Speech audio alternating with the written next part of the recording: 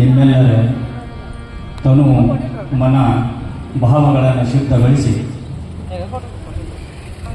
ಮುಂದಿನ ಕಾರ್ಯಕ್ರಮಕ್ಕೆ ಅಣಿಯಾಗುವುದಕ್ಕೆ ನಮ್ಮ ವಿದ್ಯಾರ್ಥಿನಿಯರು ತುಂಬ ಸುಂದರವಾಗಿ ಒಂದು ಪ್ರಾರಂಭವನ್ನು ಕೊಟ್ಟರು. ಈಗ ಕಾರ್ಯಕ್ರಮದ ಮುಂದಿನ ಘಟ್ಟದಲ್ಲಿ ಏನಪ್ಪ ಅಂತಂದ್ರೆ ಗುರು ಸ್ತುತಿ ಇರ್ತದೆ. ಗುರು ಸ್ತುತಿ ಜೊತೆಗೇ ಗುರುಗಳ ಪಾದಪೂಜೆ. ಯಾಕಂದ್ರೆ ಇವತ್ತು ಗುರು ಪೂರ್ಣಿಮೆ ಏನಪ್ಪ ಅಂತಂದ್ರೆ ಮೊದಲ ಗುರು ಬ್ರಹ್ಮ, ಗುರು ವಿಷ್ಣು, ಗುರು ದೇವ ಮಹೇಶ್ವರ.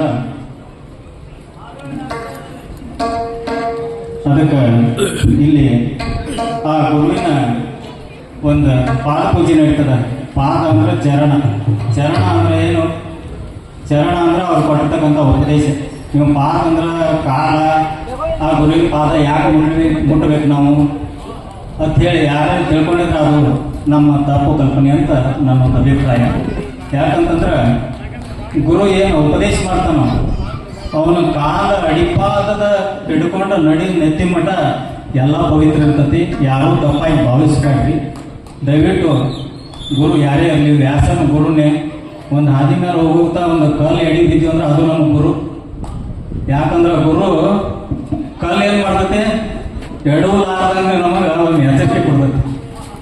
ಅದು ನೋಡೋದು ಮತ್ತೆ ಹಂಗ ಹೊಂಟೇವೆ ಅಂದ್ರೆ ದೊಡ್ಡ ಕಲ್ಲಿಗೆ ಎಡೀತು ನಾವು.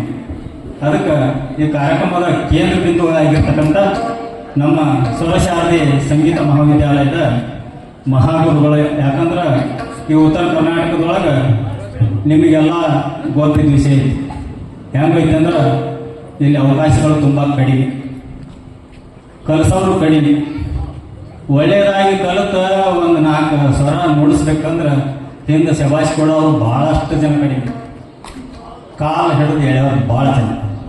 ಅಂಥ ಒಂದು ಸನ್ನಿವೇಶದೊಳಗೆ ನಮ್ಮ ಬಸವರಾಜ ಗುರುಗಳು ಅವ್ರ ಮನೆ ಮಠ ಎಲ್ಲ ತೋರದ ಪ್ರತಿಯೊಂದು ಹಳ್ಳಿಗಳಿಗೆ ಹೋಗಿ ಒಂದು ಸಂಗೀತ ವಿದ್ಯಾಭ್ಯಾಸ ಮಾಡಿಸ್ತಾರಂದ್ರೆ ಅವ್ರಿಗೆ ಒಂದು ಜೋರಾದ ಚಪ್ಪಾಳೆ ಬೇಕು.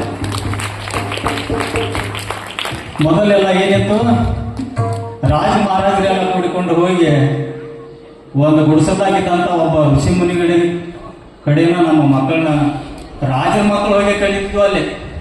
ಅಲ್ಲಿ ಕಿರೀಟ ಇರ್ತಿದ್ದಿಲ್ಲ, ಬಂಗಾರ ಇರ್ತಿದ್ದಿಲ್ಲ, ಸಿಂಹಾಸನ ಇರ್ತಿದ್ದಿಲ್ಲ. 64 ವಿದ್ಯೆಗಳನ್ನು ಯಾರು ಪಾರಂಗತ ಮಾಡ್ತಾರೋ ಅವರೇ ರಾಜರಾಗಲಿಕ್ಕೆ ಅರ್ಹರಾಗಿರ್ತಿದ್ರು.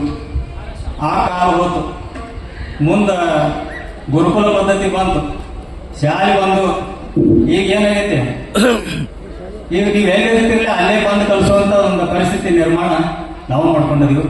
ಅದೊಂದು ಖೇದದ ಸಂಗತಿ. ಯಾಕಂತಂದ್ರೆ ಗುರುವಿನ ಮಹತ್ವ ಭಾಳ ದೊಡ್ಡತಿ. ಅದಕ್ಕೆ ಈ ಕಾರ್ಯಕ್ರಮ ಕೇಂದ್ರವಾಗಿರ್ತಕ್ಕಂಥ ಬಸವರಾಜ್ ಸರ್ ವೇದಿಕೆಗೆ ಬರಬೇಕು. ಅವರು ಬರುವವರಿಗೆ ನೀವೆಲ್ಲರೂ ಚಪ್ಪಾಳೆ ತಟ್ತಾ ಇರಬೇಕು ಶಿಷ್ಯಂದರು.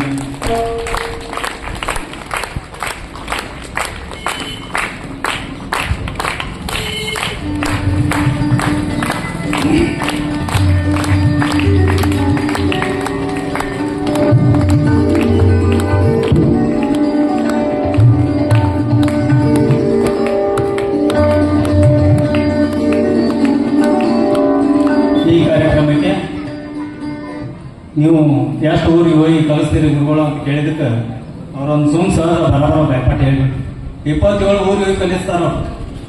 27 ಊರು ಜನ ಅವ್ರ ಕೈಯೊಳಗೆ ಕಲಿತಾರೆ. ಅಂತಪ್ಪ ಗುರುವಿಗೆ ಎಷ್ಟು ಧನ್ಯವಾದ ಹೇಳಿದ್ರು ತಪ್ಪಾಗಲಿಕ್ಕಿಲ್ಲ. ನದಿ ಇಂಗಳಗಾಂವ, ಅಥಣಿ, ಹಿಪ್ಪರಿಗಿ, ಸೌದಿ, ಬನಾಟಿ, ಗೋಟೆ, ಶಿವಪಾಲಿ, ಜುಂಜುರವಾಡ, PM ಬುದ್ನಿ, ಮುಗುಳ್ಕೋಡ, ಹುಲ್ಯಾಳ, ಮೋಳೆ, ಹುಲ್ಹಳ್ಳಿ, ಟಕ್ಕಳಕಿ, ಸಿರುಗುಪ್ಪಿ, ಬಳವಾಡ, ಕಕ್ಮರಿ, ಸಂಕೋನಟ್ಟಿ, ಅಮಲ್ಜೇರಿ, ಜಮಖಂಡಿ, ಮಸರಗುಪ್ಪಿ, ಕೆಳೆಗಾಂವ, ನಾಗರಾಳ, ಸಾವಳಗಿ, ಅನಂತಪುರ, ಗೋಕಾಕ್, ಕಂಕಣವಾಡಿ, ಇಷ್ಟೆಲ್ಲ ಊರಿನ ಜನರು ಅವ್ರ ಕೈಯಾಗ ಕಲಿತಾರಂದ್ರೆ ಅವ್ರಿಗೊಂದು ಜೋರ ಚಪ್ಪಾಳೆ ಬೇಡವಾ? ಈ ಎಲ್ಲ ಗ್ರಾಮದ ವಿದ್ಯಾರ್ಥಿನಿಯರು ಒಬ್ಬೊಬ್ಬರು ಬಂದ ಸಾಂಕೇತಿಕವಾಗಿ ಗುರುಗಳ ಪಾದಪೂಜೆಯನ್ನು ನೆರವೇರಿಸಬೇಕು. ದಯವಿಟ್ಟು ಬೇಗ ಬರಬೇಕಾಗಿ ನಾನು ಎಲ್ಲ ಊರಿನ ಒಬ್ಬೊಬ್ಬರ ವಿದ್ಯಾರ್ಥಿನಿಯರು ಬರಬೇಕಾಗಿ ವಿನಂತಿ.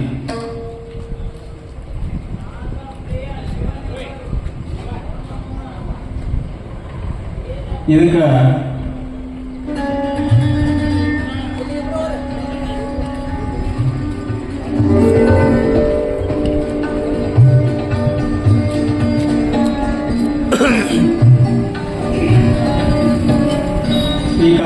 ಬಗ್ಗೆ